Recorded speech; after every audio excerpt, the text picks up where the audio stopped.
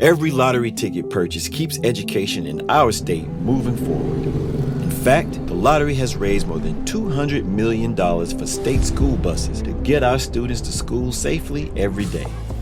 Then, the lottery helps those students go even further in their education by funding the Life, Hope, and Palmetto Fellow Scholarships. So remember, when you play the lottery, you're keeping South Carolina students on the road to success. Learn more at sceducationlottery.com/betteryou. It is Ryan Seacrest here. There was a recent social media trend which consisted of flying on a plane with no music, no movies, no entertainment. But a better trend would be going to ChumbaCasino.com. It's like having a mini social casino in your pocket. Chumba Casino has over 100 online casino-style games, all absolutely free. It's the most fun you can have online and on a plane. So grab your free welcome bonus now at ChumbaCasino.com. Sponsored by Chumba Casino. No purchase necessary. VGW Group. Void where prohibited by law. 21 plus. Terms and conditions apply.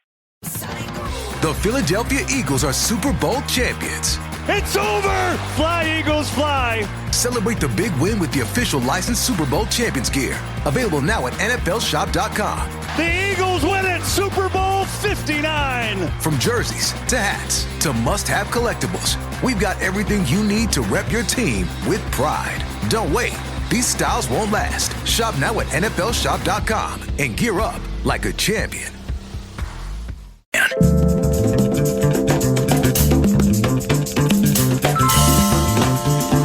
Welcome to the perfect night, Minneapolis. Simple Plan is coming to the Armory August 19th with special guests Bowling for Soup, 303 and Lolo. Don't miss out on this night of nostalgic early 2000s anthems. Tickets on sale this Friday at 10 a.m. Get all the details now, KFAN.com, keyword calendar. Russo Radio at Russo Hockey via the tweet machine. He's Michael Russo from The Athletic.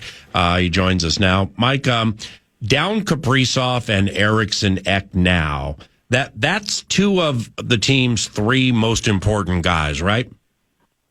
Yeah, I mean, yeah, without a doubt. I mean, it's obviously a huge loss for them. And, you know, making matters worse is that we really don't have any clarity on how long it's going to be for either player. I think that Kaprizov is closer than Eriksson Ek, from what I gather. So, you know, the big thing is that the trade deadline's a week from tomorrow, and Bill Guerin's going to have to get clarity on both players because, you know, Kaprizov's on LTIR right now. You could put Eriksson Ek on LTIR that makes some potential moves. You know, the problem is that, you know, I think the more pressing matter is getting a center, and there's not a ton of centers out there that really are going to replace Eriksson Ek or give you an upgrade. Might be a depth move. I mean, the one guy that they love is Brock Nelson, but Brock is going to have several teams coming after him, and you know, and teams that might be able to offer more just because the Wild gave up their first round pick this year. So yeah, we'll see where it goes, but I get the impression that Eriksson Ek's gone, you know, for a while. All right. Well, there at The Athletic, Michael and Joe put together a wonderful, wonderful speculative piece on some centermen, some players who would fit with the Minnesota Wild via the trade deadline, which is a week from tomorrow. I'm going to get to three of those names here coming up here soon. But with the current situation, no 14, no 97. Like, how do they sustain? Yeah, I mean, that's the $1 million question. I mean, we saw last game just how hard it is for them to score. They defended impeccably, didn't score, didn't get a big save there in the second period, and they lost. So they've done a really quality job up until that game. They had won 5 of 7 without Kaprizov in the second stint. But Eriksson Ek, you know, as we've seen many, many times for an extended period, it could be a struggle. And you know, when Freddie Gaudreau is your second line center, it's, you know, you're starting to test your depth. And now all of a sudden, if they lose a Gaudreau or lose a Guinaf, you know, you're really in trouble, or especially a Marco Rossi. So, you know, they've just got to continue to play, you know, defend really well. I think that's the way that they're trying to win these games. We've seen the last couple games that Utah, who's tonight's opponent for the Wild, have played. They're winning 2-1 games lately. And that might have to be the way the Wild, you know, operate to essentially keep their head above water for the time being. Have you given the coffee aficionado, the coffee snob we know Russo Radio to be? You also can be wound up at times, and you're very good at what you do. Ever been in a Starbucks line and nearly gotten into a fight with a fellow media member, like those two NFL individuals at the combine? No, I read that. And the funny thing is, I've pretty recently seen a couple or heard about a couple of NHL writers doing the same thing. It's probably a good thing that there were no camera phones throughout that for that one as well. But that one was wild. I did read subsequently. The great Alex Micheletti put out the tweet that sparked all this, and he definitely threw some shade. He threw some shade on Schultz. Like, if that was me, I probably would have been as ticked off as well, and probably would have had the same reaction. And it probably would have been at a Starbucks, let's be honest. Probably a better than a 50-50 chance that if I was going to get into a fight with a reporter, we'd both be at a Starbucks for that to happen. So it hasn't happened to me yet.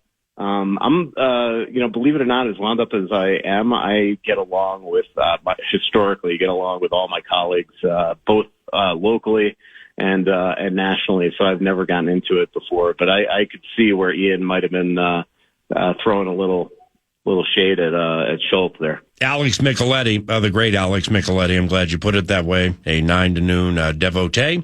Likewise for KFAN, and he's an elite hockey mind. That was really nice of you. So with the trade deadline a week from tomorrow, how has that become a complicated procedure with the injuries to 97 and 14? And the reason I asked that, when I read the story that you and Joe put together, just about the cap space you can have if you designate somebody's injury a certain way. Can you explain it? Yeah, essentially, long-term injured reserve is something that happens anytime the player is going to miss 10 games or 24 days and 24 days. We saw it actually earlier this season with a bunch of Wild players. Kaprizov's on it now. We've seen Lauko on it. We've seen Eric Vanek on it. We saw Middleton on it. And all that does is allow the team to essentially exceed the cap by that person's cap space. It's not free cap space, though. You have to, when those players are back healthy, get cap compliant. The difference here, as you get closer to the end of the regular season, is that there's no salary cap in the playoffs. So if the Wild decided or know that Eric Vanek and or Kaprizov are out for the rest of the regular season, nobody's saying they're out for the playoffs, you could theoretically do what Tampa Bay Lightning did 3 or 4 years ago with Nikita Kucherov and just keep him out the rest of the year and surpass the cap. You could do it what Vegas has done multiple times whenever Mark Stone's been hurt. So essentially, a week ago, the Wild looked like they had zero cap space, zero flexibility. It was going to be difficult, if not impossible, for them to really make an impactful move. Now, if all of a sudden Eric Vanek is out for the rest of the regular season, they have $5.25 million to play with there. If Kaprizov is out for the rest of the regular season, that adds another $9 million. So, now suddenly they can actually make trades. Then you have the other complication of what the assets are that you're willing to give up. They have a lot of guys on their roster that have no moves and no trades. And then, they traded their first round pick in the Juracek deal, and I don't believe they have their third round pick either. So unless you're trading future first round picks, you only have really your second round pick to be enticing. So then you're probably going into prospects. So what they're going to have to decide is, first, do they want to go and spend the money over the cap if those guys are out? And the other thing is, then they're going to have to decide, are they willing to part with prospects to go get replace Eric Vanek and or Kaprizov to make sure they can get by the rest of the regular season. So It's really fascinating how this has all changed. Agreed. And what it does is it means that once they get to the playoffs, they are going to have, if they make some trades, they're going to have some, pretty much be over the cap and have some really good players in their lineup that we didn't anticipate on March 7th. Russo Radio, The Athletic, theathletic.com. I have Russo Hockey via Twitter. Please follow him as 9 to noon does. You and Joe, as I mentioned earlier, offered some realistic trade possibilities at The Athletic. And let's start with Minnesotan Brock Nelson. You touched on him earlier. Is the 33-year-old a top 6 centerman? He can be. In the short term on the Wild, he absolutely would be with Eric Vanek out if he is out the rest of the way. So, he could play, top 6 minutes. He could play left wing, right wing. You could put him at in the middle. You could have him on the third line with Foligno. That's why they like him. He's very versatile.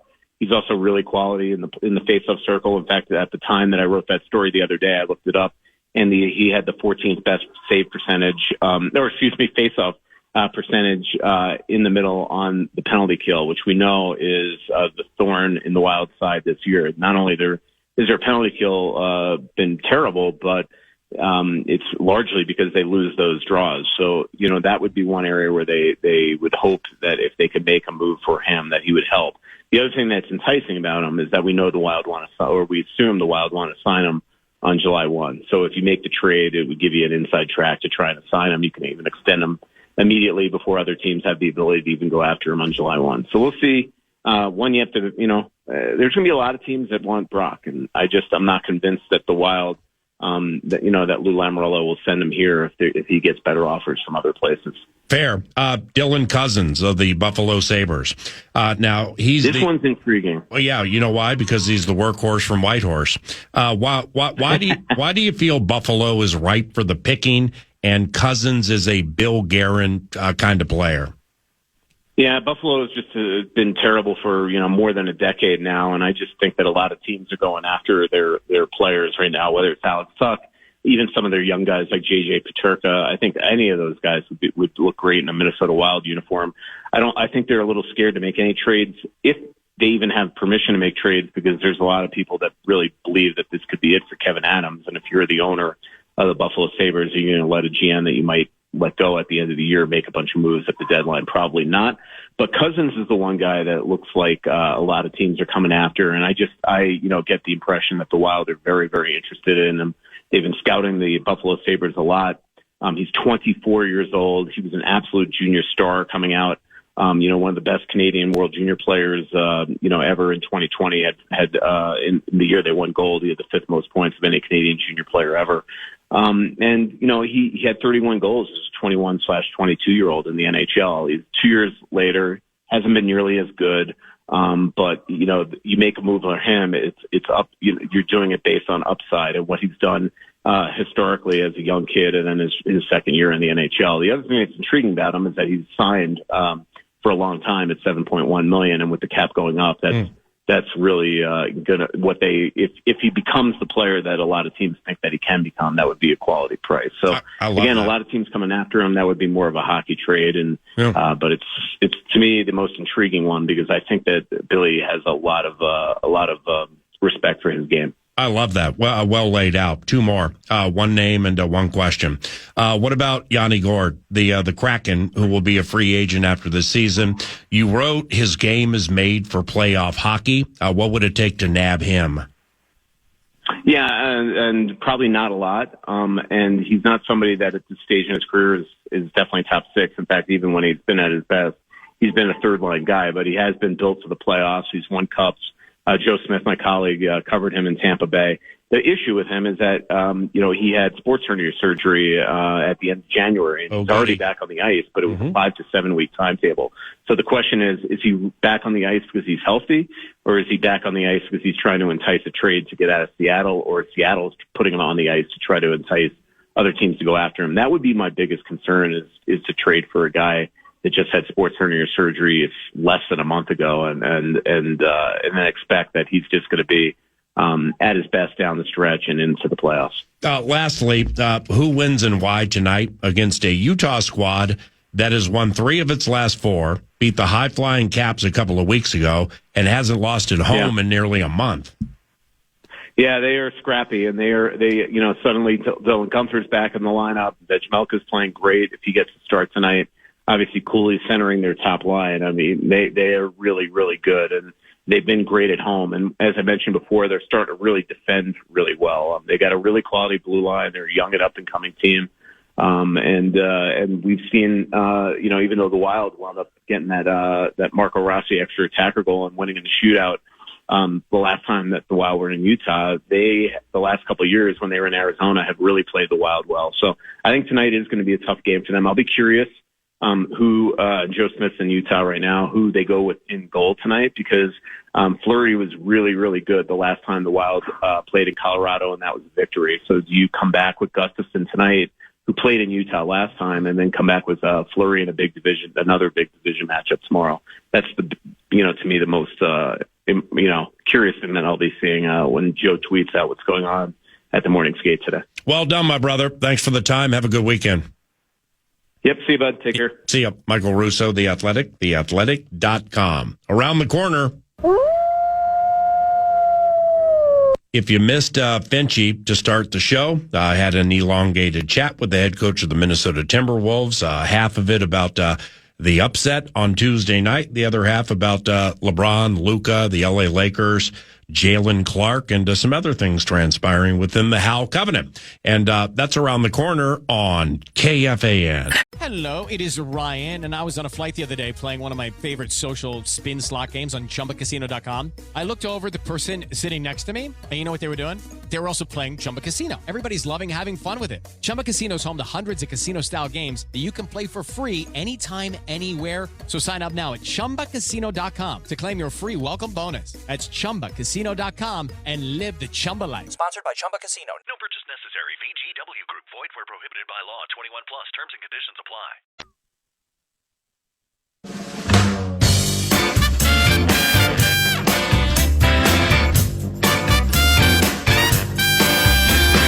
All righty, Finchie out there on the West Coast, set to take on the LA Lakers this evening. After the upset against the OKC, what was the locker room like, and good morning? Yeah, good morning, Paul.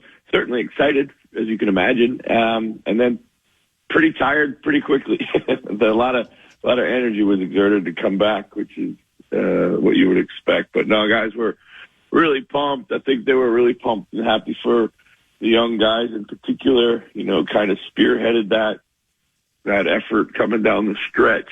And it's just, you know, one of those games that continues to kind of, you know, forge the team. Could you feel like the or what did the arena feel like? I mean, you're focused on the game during that 16-0, and it's rare what happened the other evening at the OKC. But could you feel like the fans in the arena gasping and like all full of tumult and teeth gnashing? Yeah, actually, you could have. It got very quiet, as you can imagine. Again. But, you know, it's just kind of everybody gets a little tight, and, you know, you can kind of, you know, those things just start to snowball in both directions. You know, we've been on, you know, we haven't been on the other side of a 25-point collapse like that, but, you know, you've been on both sides of that enough times in your career to know what it feels like, you know, when you just need one shot to go in and it doesn't, and just trying to hold on and hoping the game ends a little bit sooner than it's supposed to get the win. You know, people get tight and a little bit of anxiety and all that. Yeah, those guys are good too, and I know you have a lot of respect for their coach. Why do you think you guys play them so tough, almost no matter the personnel you have available? Well, I mean, it begins and ends with, you know, SGA. And we're fortunate enough to have multiple people to try to guard him because, you know, he draws fouls at such a high rate. If you only have one guy you can really match up with him well, you know, that guy's going to be in foul trouble most likely.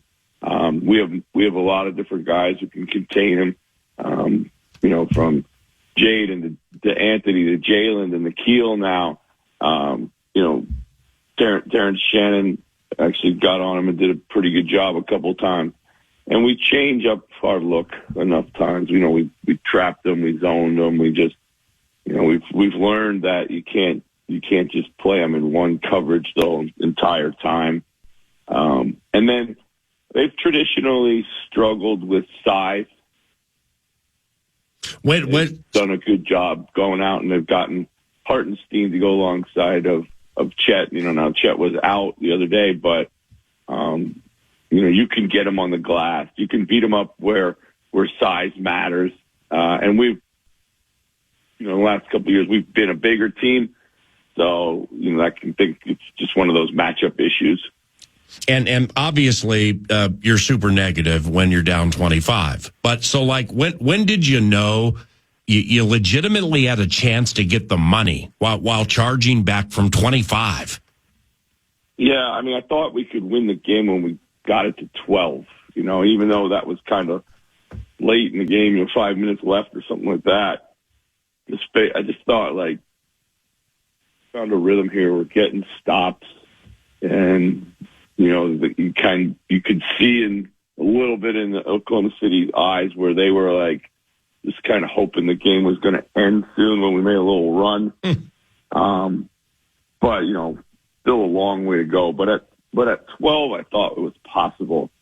He said this post-game, full disclosure, PA, like, you know what?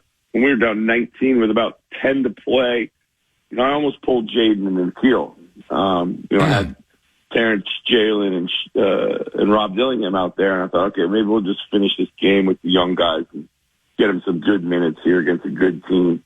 But then at 19, we cut it to 17, and then I was like, well, let's go back, put Nas back in the game, just to see what happened at about down 17. And then next thing you know, we were down 12 pretty quickly. You know, we trimmed it from 17 to 12 kind of quick. And at that point, I was like, let's just, let's see where this goes now. Yeah, so it's just, it's weird. I mean, it's in the league today, we've talked about it before. It's just so volatile. There's so much variance with the 3-point shot, the pace of the game, and everything else now. It's just, these 20-point leads aren't what they used to be. Right. And lastly, on Tuesday, what's the day after big take from the other night? Is it excellent fortitude and tenacity to come back and win, or guys, how about we don't trail by 25 to anybody, any place? I think with this one in particular, it's the former. It's the excellent tenacity, the fight that you don't give up. I mean, we played that team 3 times in the last 4 games. We threw everything at them. We like I said, we trapped them, we zoned them, and it's a bit of a playoff series. PA. I mean, by that time they had figured out the adjustments that they wanted to make. We had a physically grueling schedule. We got back from Houston at 4 a.m. On Friday night. Well, Saturday morning, I guess it was. We played Sunday at 8:30. Flew down there, got to OKC at about 3:30. So did they. In all fairness, we've been down a few bodies, and again, we're not making excuses, but you could see early in the game, I was like, this is one of those games we just don't have a lot in the gas tank. I could tell. We're trying to do the things that we wanted to do. We're playing hard, and it's just not working right now. So, fortunately, young guys came in, gave us the lift. They've been playing phenomenally well, and that's exactly what we needed. So I didn't feel it was one of those games where we played terrible and we were down 25 and we didn't have and we didn't care or anything like that. I just thought it was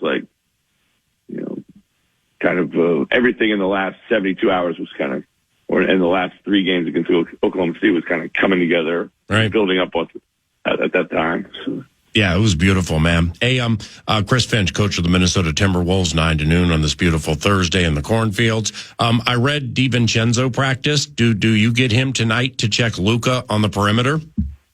We'll see. I mean, obviously he's got to go through. He's close, and he's been going through live and full practices now. And we'll see how he reacted to yesterday's practice, and whether he feels good to go and is cleared medically, but.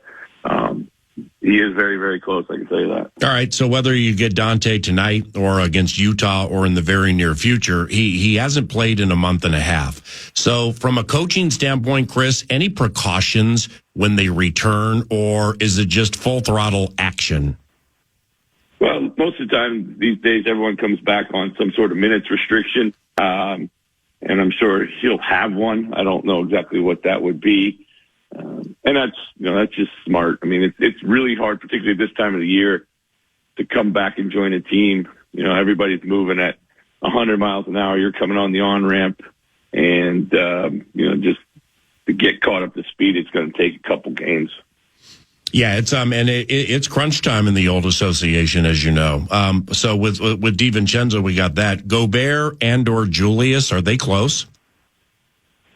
Yes, both of them are also close. We don't anticipate either of them in the near future, but they're both going in the right direction, and so hopefully we'll be able to get those guys back soon too. Okay, now off all that, but specifically with DiVincenzo, who seems closest, and I love they're going 100 miles per hour and the on-ramp analogy here, because when you get the full band back together again, and with, let's say, I don't know, 20-ish%, maybe a little less of the season to play, is it fair to say you'll have to guard against like cohesive rust? And Ant's game, his offensive game, for sure, is going to change somehow, right? Yeah, no doubt. When we get fully healthy and I have a entire complement of players, integration, reintegration is going to be key. Everybody's role, and is going to have to accommodate each other's. We've got guys that have played in the absence of these guys who've been out, who, might now play situationally. Minutes will come down for certain people. It's just, we're going to have to, everyone's just going to have to buy in. And we're going to, we have the advantage of being a deep team now with guys that have proven that they can help us. And, it's going to be a puzzle that we're going to have to figure out every night. But the most important thing is the acceptance of that by the players. What do the Lakers look like these days with Luka Doncic in the fold? Yeah, they look good. I mean, they're slowly figuring it out. Of course, it takes time, particularly when you make those move with a guy with that magnitude. So LeBron continues to play at an extremely high level. I think that's been key for them all season. And that's really, in my mind, still the biggest driver of success is when he's able to have these big nights, both. And I've been impressed with his defense of late. And this year, many times, he's been a difference maker on defense. Luka looks a little more comfortable every time he plays. He looks like he's deferring less. He comes here. There's not many players in the league that a guy like Luka Doncic would defer to. Of course, LeBron would be one. I think that's just that kind of calibration is just going to take time between those two. But it looks a little more comfortable, every time they step out there. I think, mentally, I'm sure, Luka's still processing everything. And, the longer that goes on, then obviously the better he's going to play and the more comfortable he's going to feel. But overall, they look really good. They got, they're healthy, I think, for the first time, completely healthy over this period of time. And they've won 7 of their last 9. And they've had some big wins in there too.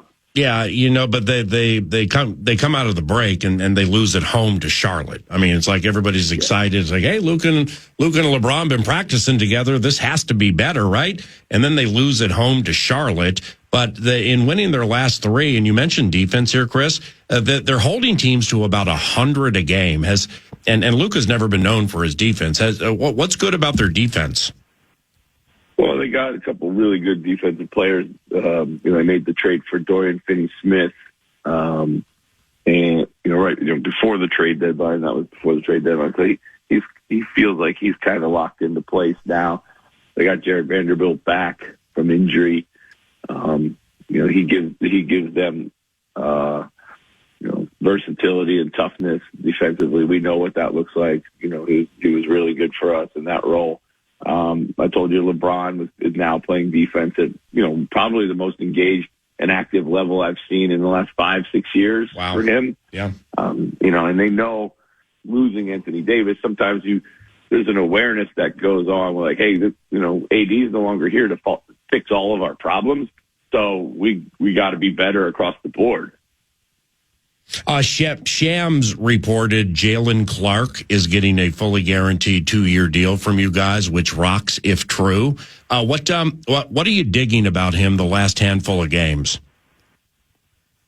Man, just his maturity. I just love his maturity as basketball maturity. Understands like who he is, plays to his strengths, really can execute a game plan. For a young player who's kind of first time being thrown into the mix, he He doesn't make many mistakes at all. And that's invaluable. Everyone asks me like, hey, what does so-and-so have to do to start to help you as a rookie? And the first thing it comes down to, Paul, is that it's saying, if rookie quarterback, what do you want that person to do? You don't want them to throw interceptions. You don't want them to take unnecessary sacks. You don't want them to audible out into bad situations. Like, no different than, rookie player. Just go out there. First thing is, don't hurt the team, and that's not a negative thing. It's just like, be solid, play within yourself. He's mastered that, and from that, once you do that, you can then find ways to use your game that you can really help the team and get opportunistic buckets and take some chances with calculated risk and those types of things. And he's got a great feel for all that.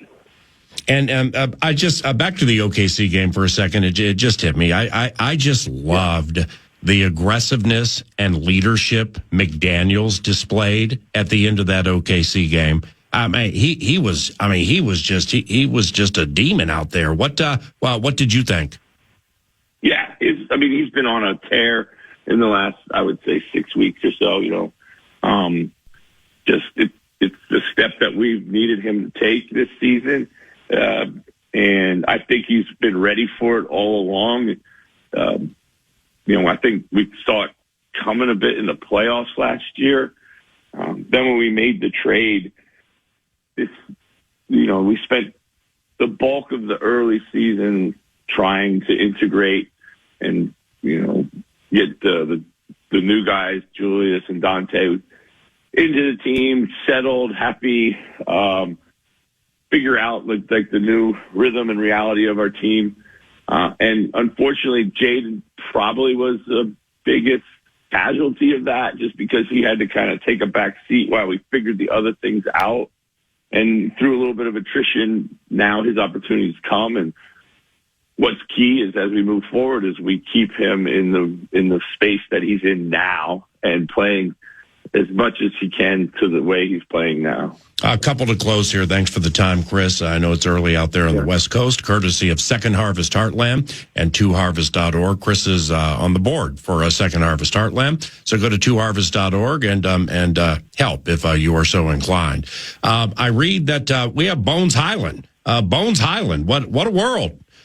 Talented young man, isn't he?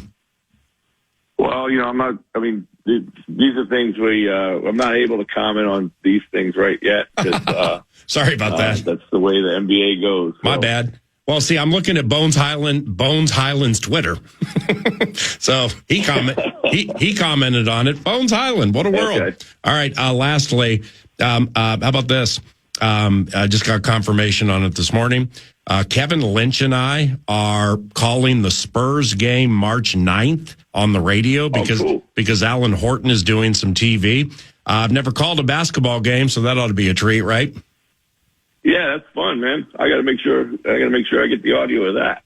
Well, here's how you can do it. Maybe you get up by 40 and come call a quarter with us. Get it like 10 minutes to go in the game. Chris Finch joins us with Kevin Lynch. I'm Paul Allen. Alan Horton's on TV. That'd be sweet, wouldn't it? Funny, yeah.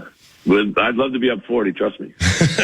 All right, I'll see you really soon, and God bless you, man. Safe travels. Thanks for the time, and best of luck the next two, all right? All right, thanks, dude. Take care. PA puts a wrap on the show. That's next. Step into the world of power, loyalty, and luck. I'm going to make him an offer he can't refuse. With family, cannolis, and spins mean everything. Now, you want to get mixed up in the family business. Introducing The Godfather at ChumbaCasino.com. Test your luck in the shadowy world of The Godfather slot. Someday, I will call upon you to do a service for me. Play The Godfather now at ChumbaCasino.com. Welcome to the family. No purchase necessary. VGW Group. Void where prohibited by law. 21 plus. Terms and conditions apply. Heads Up Minnesota Slightly Stupid is coming to town with their unique blend of reggae, rock, and blues. Don't miss out on this epic night when they take the stage at the Ledge Amphitheater August 6th. Tickets on sale now. Full details, KFAN.com, keyword calendar. You're watching Wild in Utah, 3-2. Are you listening to Joe and Tom on FM 100.3 KFAN this evening with the game from Utah? I will be muting the television and watching and listening to Joe and Tom, of course. It's so much easier because the NFL is such a shield. We're gonna squeeze every single bit of metaphorical blood out of this proverbial turnip that even if you're trying to time up like radio, well, you can't get it on like a Vikings game on the iHeart app. I don't believe you can. So you subscribe, or people are always trying to mesh their DVR and the radio and stuff like that. Super, super hard with NFL games. With Joe and Tom, it's easy, man. It's like most games. There's not like this big delay, so you can tie it together and listen to the game while watching it at the same time. And that's what I'll be doing this evening. You know more about it than me, man. But just like I'm like vibe running guy. I'm like, if God gave me the gift of discernment, whatever hits me, boom, I go with. Hopefully it's right, but sometimes it's wrong. And it's like, I think Utah's going to win tonight. Just like after that Russo. Now Russo, Russo can have a little Eeyore to him. So he can, but he states things factually. And then with Eck and just like the aura around that, it's Hartman's not playing tonight. But I mean, like you made him sound like a cross between Devin Setaguchi losing his edge in Montreal and I don't know, Sylvain Blouin. But he's not playing, so that doesn't matter. But it just like Utah beat the Caps a couple of weeks ago. If you beat the Caps, but it's hockey and there's puck luck and things are tightly contested in these Utah games and they're low scoring and one score games. So who do you think wins and why tonight?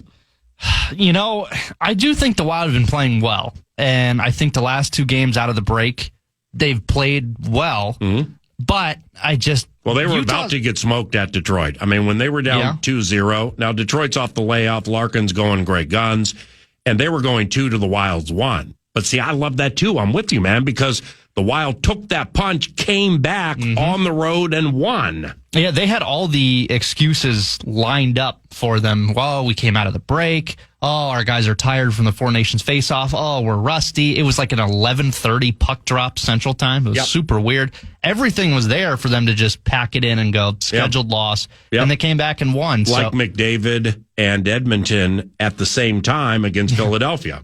Correct. Oh, they packed it in and got killed, man. They lost like 7-3 or 6-3. Yeah, but there's a lot of guys on this Utah club that I like a lot. Like Cooley. Logan Cooley, though. Yeah, exactly. Gophers go crazy. So, and Jack McBain, who wanted to get out of here because he wouldn't get playing time, which is still preposterous. Right. Considering the center depth that we had at that point. But regardless. I've never heard of him, but go ahead. Yeah, so, but I will just say it's going to be tough for the Wild because they need to generate some more offense. Yeah. And there's only, in my opinion, 1.5 lines that can do it. We have 24 to go. 24 games to go. I think they're like 9 points clear of a playoff spot or right around there.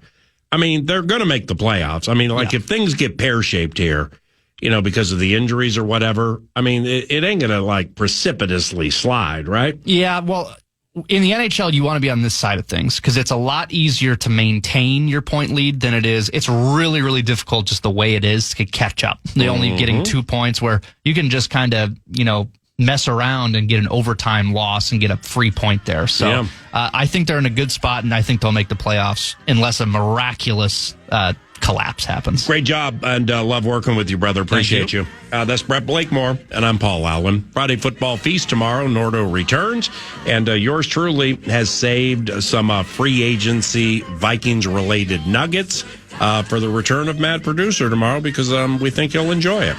And that's all tomorrow when we rise and shine at 9 on FM 100.3 KFAN. Have a great day. Bye-bye. We lucky we got 'em. Good times.